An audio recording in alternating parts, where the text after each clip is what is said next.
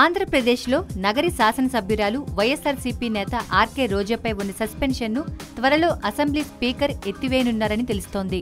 రోజా ఇచ్చిన లేఖను పరిగణలోకి తీసుకొని ఆమె సస్పెన్షన్ వ్యవహారాన్ని పరిష్కరించాలని సుప్రీంకోర్టు ఆంధ్రప్రదేశ్ శాసనసభాపతికి సూచించింది. సంబంధిత petition justice Arun Mishra, justice Amitava Roy నేతృత్వంలోని ధర్మాసనం వద్దకు వచ్చింది.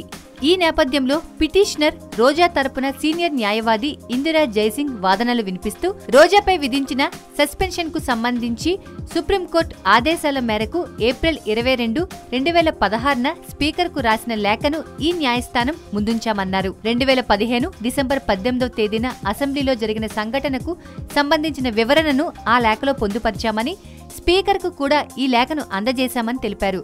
అయితే ఆ లేఖను సభాపతి పరిగణలోకి తీసుకోలేదు.